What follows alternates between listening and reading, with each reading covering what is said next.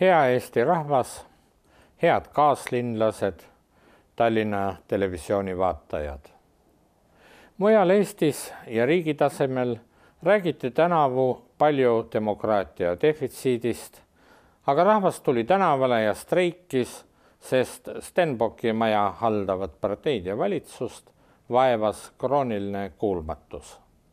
Olid need siis aktalased ja hartalased või õpetajad ja arstid, neist kellegi hääl ei kostnud Toompeale. Tallinna linnas on asjad teisiti. Rahvas tahtis ja sai meil linnaelu korraldamisel kaasa rääkida ja mis peamine, mitte ainult rääkida, vaid rahva tahet siin ka arvestati. 2012. oli Tallinnas kohaliku demokraatia aasta, mis päädis Mustpeade maja toetuseks allkirja andnud 100 000 inimese võiduga. Halduskohus tühistas enne jõule Vabariigi Valitsuse otsuse. Linnarahvast ja Eesti kultuuri teenivat Tallinna vanalinna pärli ei kandita avalikkusele tundmatute vonnide ja kadakate segaühingule. Bürokraatlikud protseduurid veel jätkuvad, aga ma usun, et nüüd on Mustpeade maja ärastamise ideel selgroog murtud. Tänan südamest veel kord kultuuriavalikkust ja kõiki teid, kes te ei jäänud Mustpeade maja saatuse suhtes ükskõikseks. 2012. aasta oli ka ühistranspordi referendumi aasta. Ilma selleta, ma usun, poleks olnud võimalikud tasuta bussisõidu otsus ise ega sellele järgnenud uued bussirajad ja kesklinnas tasulise parkimisala laiendamine. Ka mitte 35 uue bussi ost tänavu ja 40 uut bussi järgmisel aastal.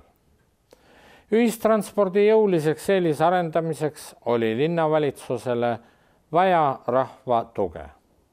Nüüd ei saa ilma rahvalt otse küsimata mitte keegi enam seda otsust ka ära muuta. Tasuta ühistransport tuleb selleks, et jääda. Tallinn on 2013. aasta 1. jaanuarist maailma tasuta ühistranspordi pealinn. Me oleme selle poolest suurimad nii Euroopas kui Ameerikas. Meile öeldakse isegi vahel oma kodus Euroopas, et oleme ehk isegi liiga suur tasuta ühistranspordile. Aga ma toon sellise näite. Chengdu linn Kesk-Hiinas alustas tasuta ühistranspordiga pisut enne meid, tänavu oktoobris. Ja selles kiirelt arenevas Sichuani provintsi keskuses on üle 7 miljoni elaniku. Maailma majandust ja innovatsiooni vedava Hiina kogemused linnaelu korraldamisel on eeskujuks tervele arenevale maailmale. Mul on hea meel, et Eesti pealinna Tallinna perspektiiv äratab tähelepanu mitte ainult Euroopas, vaid ka mujal maailmas. Ja mis peamine, Tallinn näitab, et lisaks keskkonna hoidmisele elavdab tasuta ühistransport kohalikku tööturgu ja kaubandust.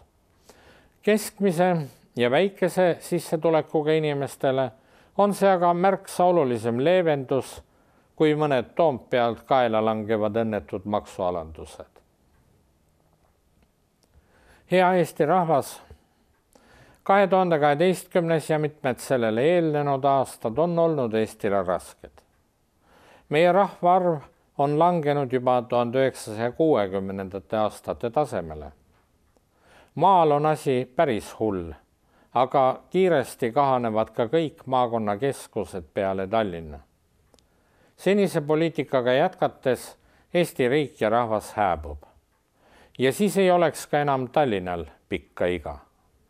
Tallinnas on seni aga aetud teistsugust poliitikat ja tänu sellele me olemegi küll tasapisi, aga täiesti kindlalt siiski kasvanud. Tallinna elanike arv on tänavu tõusnud ligi 3000 inimese võrra. Järgmisel 2013. aastal me ületame kindlasti 420 000 elaniku tähise. Kui Tallinnas aetavat poliitikat rakendada terves Eestis, läheks kindlasti igal pool paremini. Eesti hakkaks siis jälle kasvama. Igasugune kasv algab meie lastest.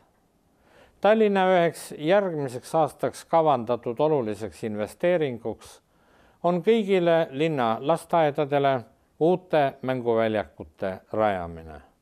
Mõelge, igas lasteaias, üle kogu Tallinna.